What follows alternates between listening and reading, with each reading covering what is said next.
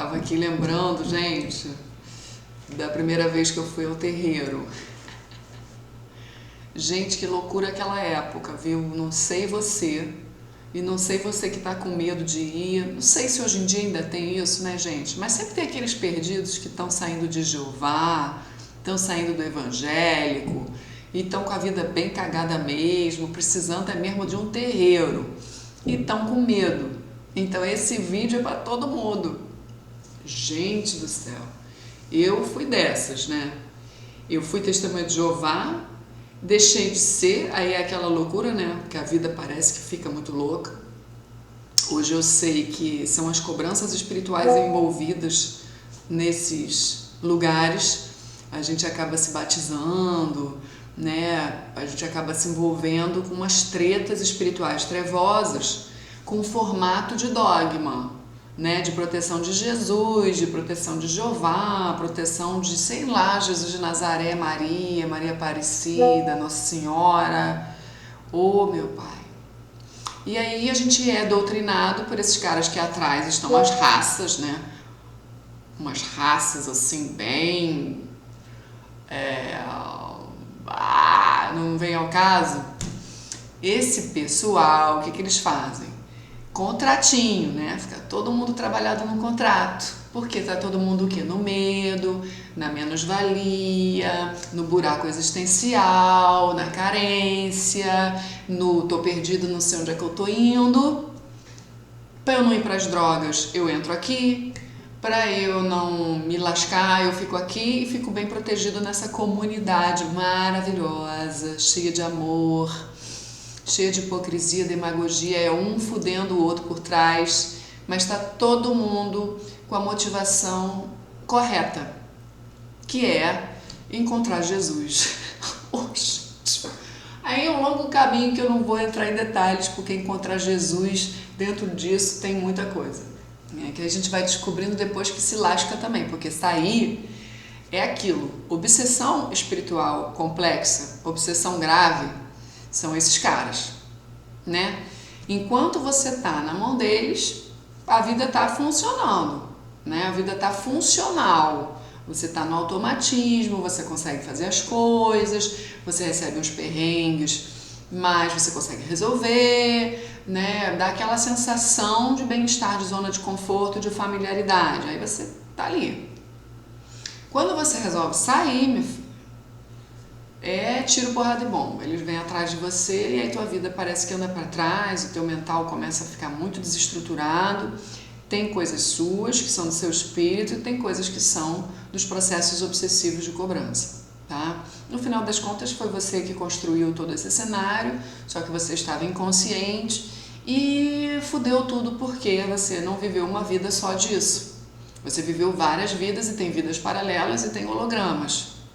Mais os implantes, mais os contratos e tudo. Então, você acabou ficando totalmente cristalizado e dogmatizado, com o teu racional engessado. Aí isso migra, sabe? Isso vai migrando. Você consegue sair, mas você dogmatizou. Então, tudo você acha que é do demônio, tudo você acha que vai para o inferno, tudo você sente culpa, ou você se solta demais e não sabe o limite, e você vai. Às vezes as pessoas se perdem nisso e retornam para as obsessões de uma maneira nefasta, né? E outras acabam conseguindo porque elas vencem, elas desafiam os próprios medos e vão adiante e a luz chega, a luz consegue entrar. Então, quando chega esse momento, você vai para um terreiro, né? Você fala assim, eu tenho medo, não sei o que, mas eu quero resolver. E aí o universo vai trabalhando para te trazer as coisas. Então, o que aconteceu comigo, na minha experiência, né? Eu não tinha muita opção, porque aquela altura eu já estava cortada com meu pai, cortada com a minha mãe. Eu não podia ficar com eles, porque eles... a minha mãe eu até podia fazer visitas e estava ali, mas ela estava totalmente desorganizada na vida dela. Meu pai, indisponível, né, com inúmeras questões dele, ambos ainda com aquela fala de Jeová, né? Meu pai até hoje, a minha mãe conseguiu se libertar, mas a estrutura é muito forte e eles ficaram muito mais tempo do que eu nisso. Então assim, foi loucura porque eu estava sem base e eu estava fazendo um caminho que, além de eu não ter base, eu ouvia histórias ruins.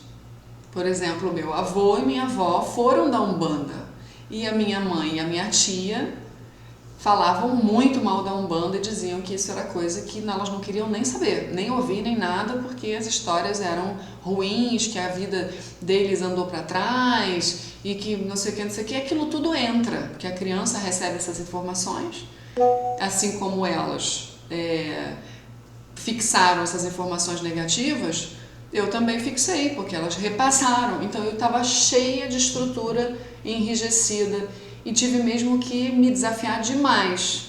Eram vozes dentro de mim, mais as obsessões, que fizeram de tudo para eu não ir para um terreiro, né? Então eu não estou dizendo que você tem que ir para o terreiro, morrer dentro do terreiro, virar médium de terreiro e ir para o terreiro e é terreiro. Não sei qual é que é a tua história, que às vezes o padrão migra. Aí você quer entrar no terreiro para viver o terreiro, mas você tá como se fosse uma testemunha de Jeová, só migrou para o terreiro. Entendeu o que eu tô falando? A estrutura tem que se modificar. Então, o que aconteceu comigo? Naquela época, um milagre aconteceu para eu conseguir vencer o medo. Praticamente um milagre, né? Porque minha vida estava andando para trás. Naquela época eu já estava com dívida no banco, roubaram meu carro, eu não tinha terminado de pagar. Estava sem trabalho, tive que começar a trabalhar com vendas, porque eu estava em crise existencial com a minha profissão. Não durou muito, tá? Mas foi intenso e durou, em média, um ano e meio, que eu fiquei batendo cabeça em relação à minha profissão, a questionar tudo. E foi o meu despertar espiritual. Então a casa caiu, legal, e tudo desmoronou. Aí entrou um processo mais complicado que eu não posso falar em vídeo, mas envolve magia negra, e foram muitas, e do nada, que a gente sabe que não existe, eu fui eu morava num bairro afastado, sabe esse bairro de... todo mundo conhece todo mundo, sabe? Se você solta um peido, todo mundo sabe. Então eu vivia num bairro assim, desde criança. E lá tem alguns terreiros escondidos, terreiro bom são esses, né? Então lá tinha um terreiro que eu nunca tinha ouvido falar, nunca tinha chegado essa informação para mim. E olha que eu morava lá desde pequena. Nem quando eu era testemunha de Jeová, que a gente batia de porta em porta, né? Nunca passei por aquele terreiro, a minha visão nunca tinha aberto para isso. Só que naquele momento, coisas assim loucas aconteceram. Eu na verdade, o meu marido, acho que foi no salão cortar o cabelo, a moça falou pra ele, tua esposa não tá legal, ela tá à beira da loucura, tem coisa em cima dela, cortando o cabelo. Aí ele falou pra mim, vai lá, nesse salão. Aí eu fui lá pra cortar o cabelo, né, assim, com medo, muito medo, na verdade, mas eu tava muito na merda. E só eu sabia, porque eu sempre fui daquelas que nunca falei pra ninguém. E ainda por cima era uma época de muita humilhação, eu tava me sentindo muito humilhada. Eu tava com dívida, me fudi. Eu tinha sido, eu enchi a cara, peguei o carro, fui parada numa lei seca, assim, surreal. Os caras fizeram um bafômetro. Eu fui pra delegacia naquela época, eles falaram que eu me levar. Eu fiquei detida na delegacia. Meu pai teve que me buscar pagando fiança em dinheiro. Saí da delegacia, me lasquei, cara. Fui discutindo com meu pai assim, até não poder mais. Era uma treva. E aí depois meu carro foi roubado. Então depois disso, muita treta, gente. Muita treta. Eu tive que ralar muito. Então eu tava me sentindo muito humilhada, de verdade, muito humilhada. E aí, porque são muitas as humilhações de convívio familiar também, sabe, daquela época.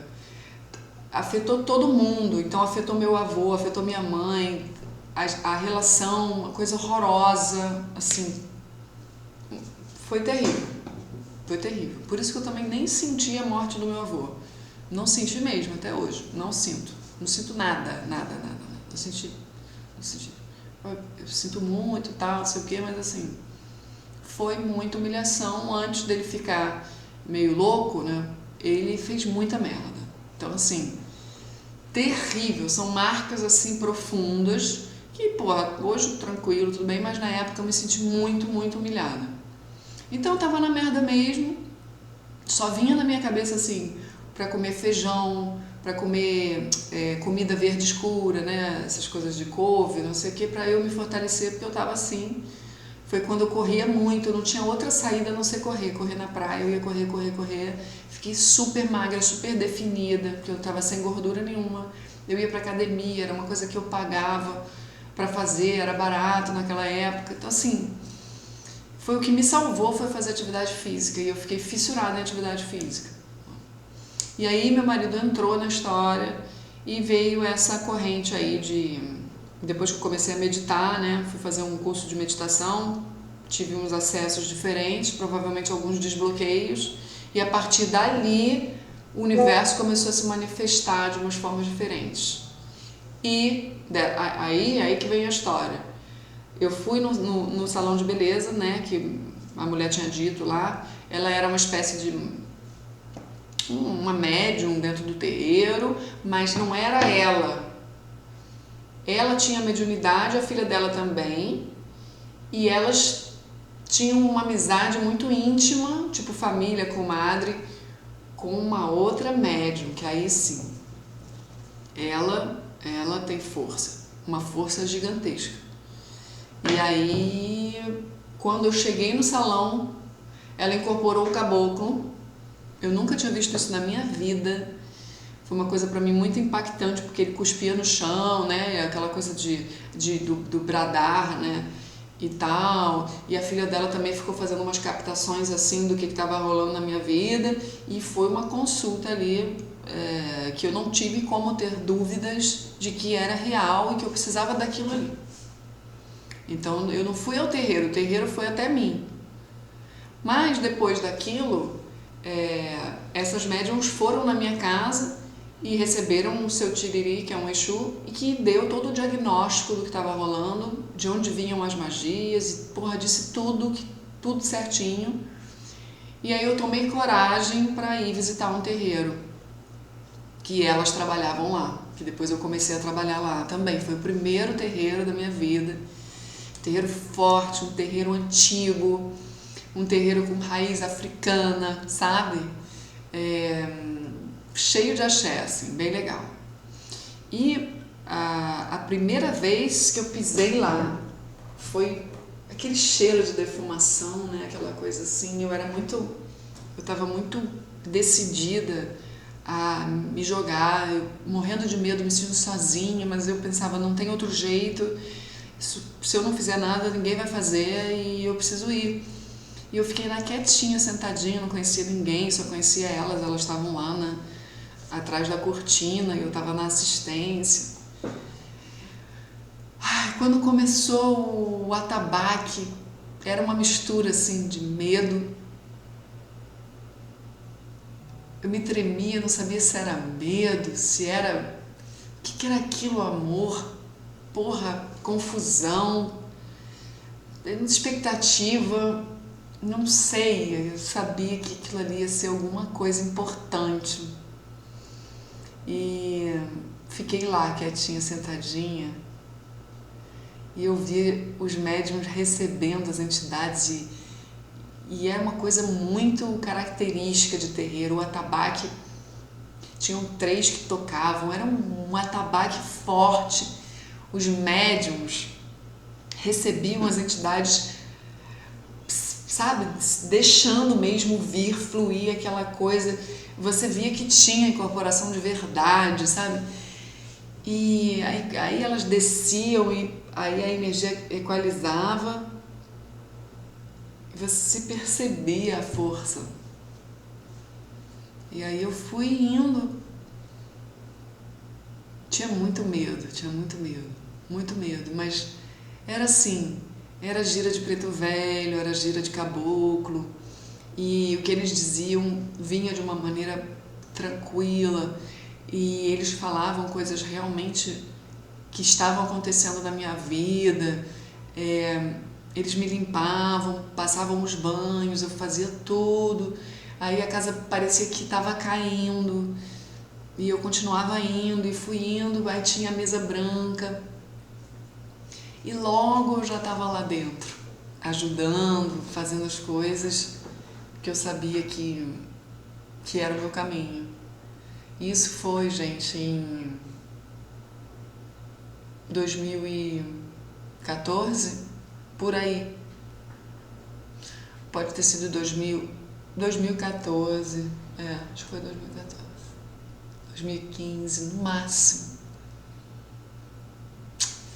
E até hoje, assim, hoje eu quase não vou mais em terreiro. Eu vou, né? Mas muita água rolou, como vocês já sabem. Então, o que eu tenho para dizer para vocês, lembrando disso? Não desistam do caminho espiritual no primeiro terreiro, porque comigo aconteceu do primeiro terreiro ser um baita de um terreiro, mas é até um momento que você precisa ir embora.